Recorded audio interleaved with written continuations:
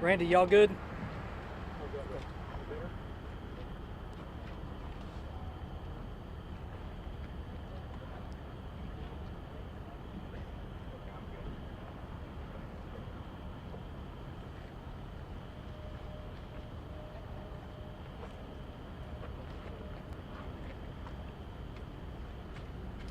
We can hold for just one more minute and allow her to get set up.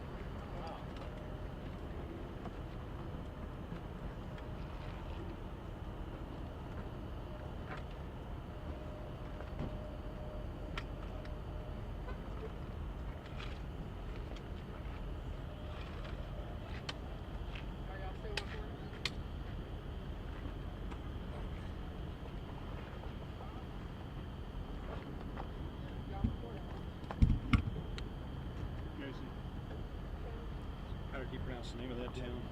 I'm not even going to try to pronounce it. It's Jordanton. Jordanton? Yeah. Okay. Jordanton. Atascosa County, Jordanton. Jordanton. Okay.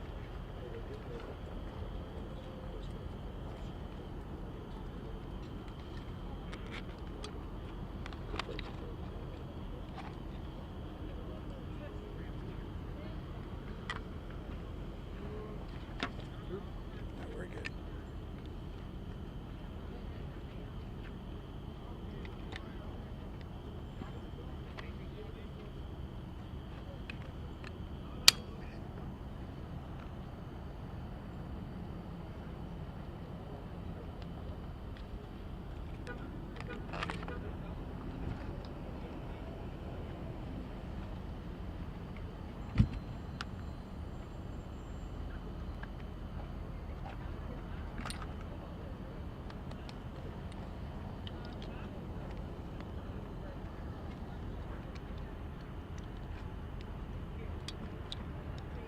Good.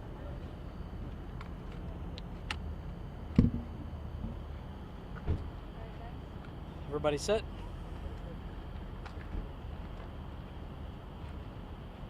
My name's Jason Clark. I'm the Chief of Staff for the Texas Department of Criminal Justice.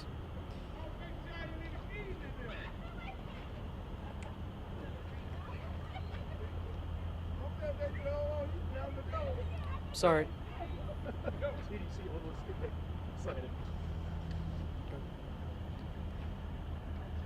We just received information that Gonzalo Lopez has been captured and is deceased.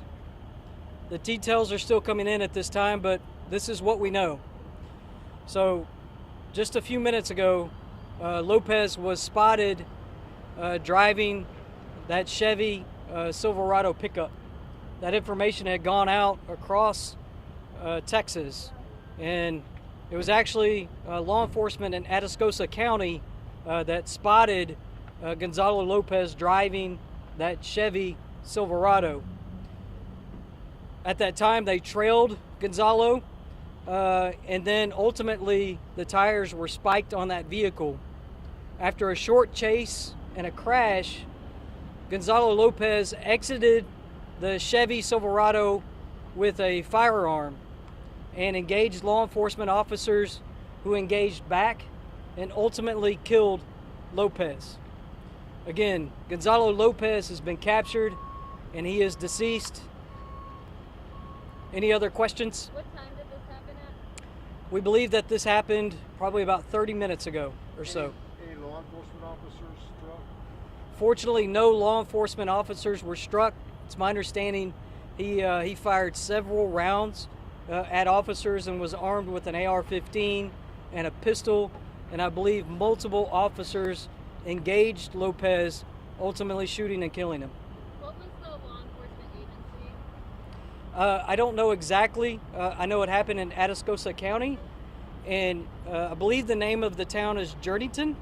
That could be a mispronunciation by me, but it's in Atascosa County, and that's where the ultimately Jordanton, is that correct?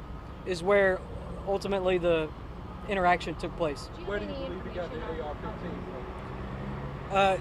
It's an assumption at this point, but given that he was in the vehicle that was taken from this residence, it's likely that those firearms came from this residence.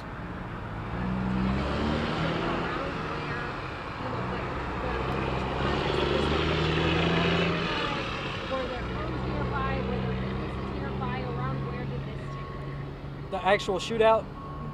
It's my understanding that it did happen in a residential area, that after crashing, I believe, into a tree, Lopez exited out of the vehicle and only made it a short amount of distance before he decided to engage officers.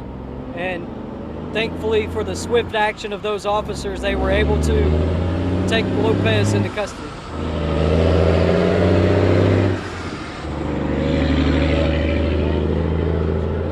Someone call and say, "Oh, I saw the truck," or do you know yet, like how it kind of originated?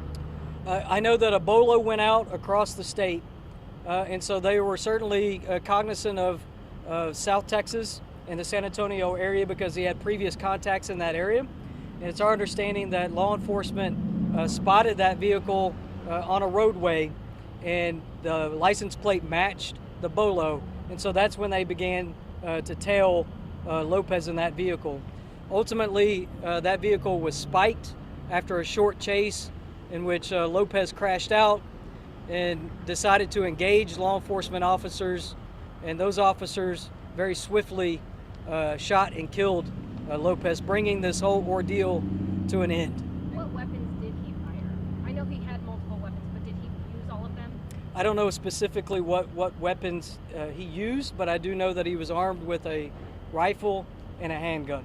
Where does the investigation go from here now that he's deceased? Sure, so it's something that the Texas Rangers will be leading up that investigation, along with our Office of Inspector General, who will be closely involved in that investigation. And were you guys able to find any of the clothes that he originally had on when he left the bus? I can tell you that they're still at the scene at this moment. So Lopez is deceased. Law enforcement is there.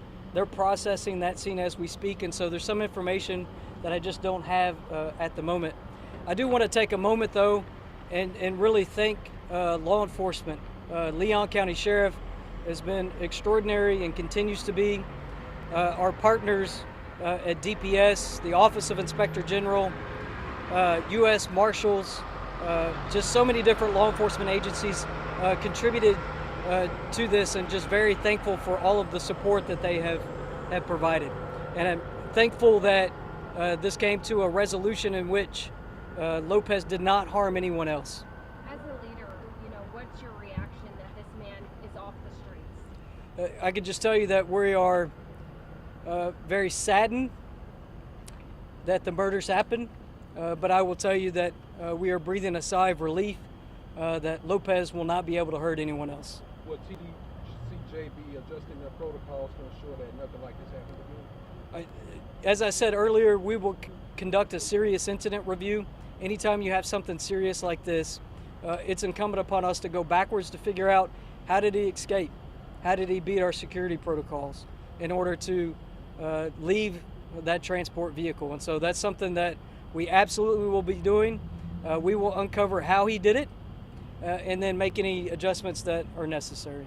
He's obviously not your typical dangerous inmate, because I mean he was able to do it like years ago, right? I mean there's something about him, right, that makes him very unique when it comes to this situation. Absolutely. Gonzalo Lopez had a history of trying to elude law enforcement. And so we knew from his records that previously he had stayed out in the wilderness for quite some time. And so that's why we remained in this area, because we did not have evidence that put him out of this area. I will tell you that obviously U.S. Marshals and Texas Rangers and our Office of Inspector General were closely monitoring any contacts that he had ever had in the free world to see if he had contacted them, reached out to them. And that was very unsuccessful. And so we still had a thought that he could be in this area, and that's why we continue to have a presence in this area. And it wasn't until this afternoon that it became clear that he remained in this area. Jason, did the victims, I know you said a lot, you can't say, but did the victims walk in on Lopez? Frankly, it's just too early to tell. We do believe that the victims were there today. It's unclear whether Lopez was already there or was casing the structure and just waiting for someone to come in. What's the feeling now that this is over? You know, it was an exhaustive search for a few weeks there. Are you guys relieved? Just kind of, what's that feeling? I will just, again, it is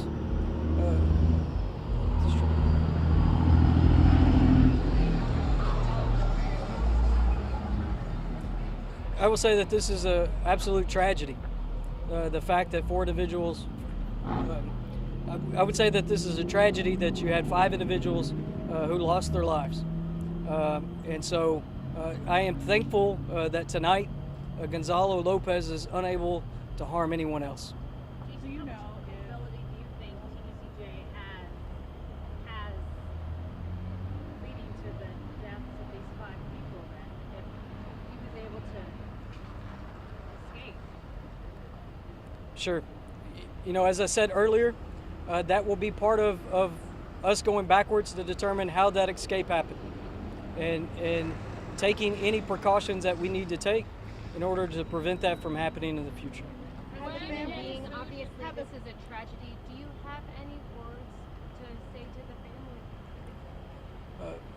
family? I don't. I can't imagine the grief and suffering that they're going through, and so my words would fall flat.